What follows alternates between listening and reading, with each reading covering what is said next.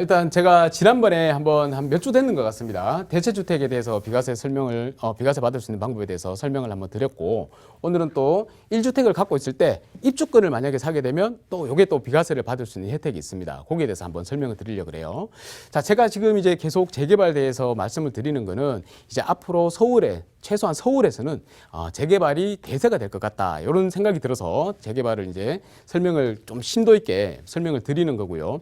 요것들은 이제 대체주택이나 아니면 1주택 1입주권 이런 것들을 잘 활용을 하시면 비과세까지 받을 수 있는 그런 상황이기 때문에 굉장히 수익성이 높은 그런 투자가 될 수 있다. 이런 의미에서 요거를 한번 준비했습니다. 그래서 여러분들께서 만약에 내가 지금 현재 재개발 지역에 소유를 하고 있는 소유자시다라고 하면 최소한 대체주택 정도는 알고 계셔야 된다. 대체주택을 취득을 안 하고 전세를 사시면 내가 돈 벌 수 있는 기회를 완전히 날려버린다. 이렇게 생각하시면 되겠습니다. 지난번에 한번 설명을 드렸기 때문에 이거는 간단하게 말씀만 드리고 넘어가겠습니다.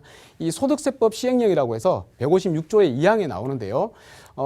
받을 수 있는 방법은 뭐냐면 여기 이제 간략하게 이렇게 조문이 나와 있습니다. 사업시행 인가일 이후에 대체주택 취득하고 1년 이상 거주해야 된다. 뭐 이런 내용들이 있는데 요거를 쉽게 이렇게 설명을 드리겠습니다. 사업시행 인가일 당시에 그 구역 내에 1주택자여야 됩니다. 만약에 다른 데 주택이 한 채 돼 있다 그러면 그건 대체주택 비과세 받을 수 없습니다. 자, 그리고 사업시행 인가일 이후에 그리고 관리처분 인가 그 전에 사이에 있죠. 그때 반드시 대체주택을 취득하셔야 된다. 그거 참지 못하고 사업시행 인가 전에 만약에 주택을 한 채 취득하신다 그러면 대체주택 비과세하고 전혀 상관없습니다. 그러니까 어떻게든 만약에 내가 재개발 지역에 소유주라 그러시면 꼭 참았다가 사업시행 인가가 딱 나면 그때 취득을 하시기 바라겠습니다. 대체주택을. 그리고 그 대체주택에서는 뭐 2년 이런 거주 요건 없습니다. 1년만 거주하시면 돼요. 1년 거주하시는데 그것도 쭉 달아서 연속해서 1년이 아니고 그냥 통산, 그냥 내가 살았는 개월을 다 합쳐가지고 1년만 되면 거주주택 비과세, 대체주택 비과세 혜택을 받을 수가 있습니다. 그리고 나서 이제 신축이 되고 나면 1년 이내에 그 신축으로 2년 이내에 들어가야 되죠. 들어가서 1년 정도만 살면 되는 거고 그 2년 사이에 대체주택은 매도를 하시게 되면 비과세까지 받을 수가 있다. 간략하게 그림으로 설명하면 이렇습니다. 사업시행 인가 때 반드시 1주택자여야 되고요. 인가가 나면 대체주택을 취득을 하시고 그리고 나서 1년만 거주하시면 됩니다. 그리고 나서 이 신축 아파트가 들어오게 되죠. 신축 아파트가 생기면 2년 내에만 매도를 하시면 비과세 혜택을 받을 수 있고 이 비과세 혜택이 이제 사후 이제 관리 조건이 있습니다. 준공 후 2년 이내에 세대원 전원이 다 이사를 가셔가지고 1년만 거주를 하시는데 이때는 1년을 통산이 아니고 계속해서 1년 동안 거주만 하시면 됩니다. 그렇게 하시면 대체주택 비과세 혜택을 받을 수 있다. 그리고 이제 알아둘 사항이 있는데 Q&A가 있습니다. 무주택자가 정비구역 내에 1주택을 사업시행 이후에 취득해도 비과세 특례 적용이 가능한가라고 했을 때는 가능합니다. 사업시행 인가일 이유가 그러니까 사업시행 인가일 때 1주택자여야 된다 그랬잖아요.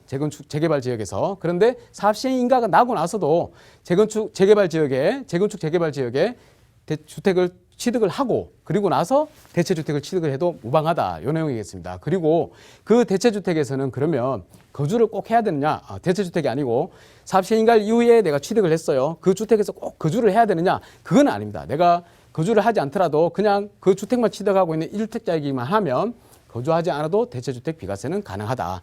요 내용이니까 여러분들 요거는 제가 설명을 드리면서 너무 빨리 설명을 드리다 보니까 잘 이해가 안 되시면 요 화면을 꼼꼼히 한번 살펴보시면서 다시 보기 해서 꼼꼼히 살펴보시면서 다시 한번 내용을 이해하면 굉장히 간단하니까 그렇게 설명을 드리도록 하겠습니다. 자, 그리고 1주택을 갖고 있는데 1입주권에다 투자를 하는 경우가 있잖아요. 그럴 때도 비과세 혜택을 받을 수가 있습니다.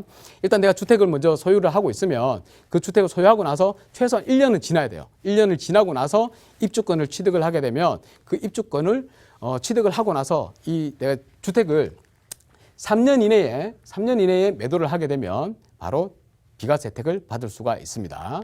요 내용이 하나 있고요. 그리고 나서 만약에 또 3년이 지나버렸다. 그런 경우도 생기잖아요. 그러면 3년이 지나면 비과세 혜택을 받을 수 없느냐? 그건 아닙니다. 또 있습니다. 요거는 이제 좀 상세하게 좀 내용을 봐야 되는데 제가 일단 간단하게만 설명을 드리고 다음 시간에 좀 더 상세하게 설명을 드릴게요. 왜냐하면 이게 요 2월 달에 개정이 돼가지고 바뀌었는 부분이 있기 때문에 그렇습니다. 예전에는 개정이 되기 전에는 뭐 1년 지난 후에 취득한다 요 내용이 없었어요. 그래서 오히려 3년 이내에 매도하는 것보다 3년 이후에 뭐 시간이 지나면 어차피 주택 가격이 오르는 거니까 3년 이상 지나는 그 시간을 기다렸다가 매도를 해도 되는 조건이 있었는데 여기에 이제 1년 이상이라는 1년이 지난 후에 취득을 해야 된다는 요 항목이 붙어버려 가지고 이제 1주택 1입주권에 대한 두 개가 있지 않습니까? 3년 이내, 3년 이후가 똑같아져 버렸어요. 그래서 그것만 이제 준비를 하시면 되는데 그림으로 설명드리는 게 제일 쉬울 것 같습니다. 이 그림으로 한번 설명드릴게요.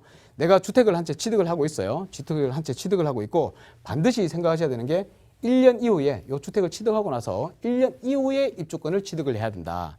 요게 2월 달 이전에는 요게 없어도 상관이 없었는데 지금은 이제 1년 이후에 반드시 취득을 하셔야 된다. 요거 예전법 알고 계시는 분들은 잘못해가지고 사는 경우가 생길 수도 있습니다. 그래서 지금은 반드시 1년 후, 요거 되게 중요해요. 1년 후에 입주권을 취득을 해야지 내가 향후에 비과세 혜택을 받을 수 있다는 겁니다.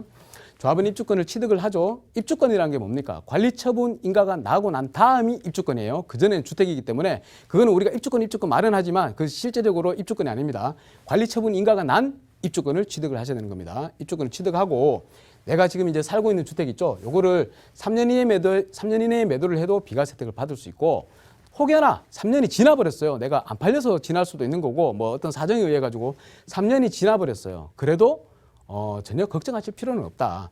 3년이 경과했잖아요. 그러면 이 입주권이 어차피 입주권이 된 때부터 얼마 안 있으면 아파트로 바뀌는 거지 않습니까? 그래서 신축이 준공이 되고 나면 아까 대체주택 비과세 혜택하고 똑같이 준공 후 2년 이내에 들어가서 세대원이 전원이 이사해서 들어가서 사시면 되고요. 1년만 사시면 됩니다. 1년만 사시면 되고 그 상황에 따라서 이제 그때 준공 후 2년 이내에 요 기존에 살고 계시던 주택은 매도를 하시게 되면 그러니까 총 몇 년입니까? 뭐 한 5년 되겠네요. 5년 동안 갖고 계시다가 매도를 하시게 되면 그러면 바로 이 기존의 주택은 비과세 혜택을 받을 수 있다. 굉장히 좋은 요건이지 않습니까? 이 비과세 혜택을 내가 5년 동안 쭉 보유를 했는데 비과세까지 받을 수 있어. 주택이 2개 있는데 그러면 굉장히 좋은 혜택이기 때문에 여러분들 만약에 1주택을 갖고 계시는데 비과세 때문에 굉장히 복잡하다 그러면 입주권에다 꼭 한번 투자를 해보십시오. 재개발 입주권에 투자를 하셔가지고 주택도 비과세를 받고 또 이 재개발이 돼서 새로 신축되는 이 주택에도 들어가서 거주를 하시면 비과세 혜택을 받을 수 있으니까 꼭 먹고 알 먹고가 된다. 그래서 꼭 한번 요 조항 항목 한번 잘 살펴보시고 투자하시기를 권유드리겠습니다. 이 정도로 마치겠습니다. 감사합니다.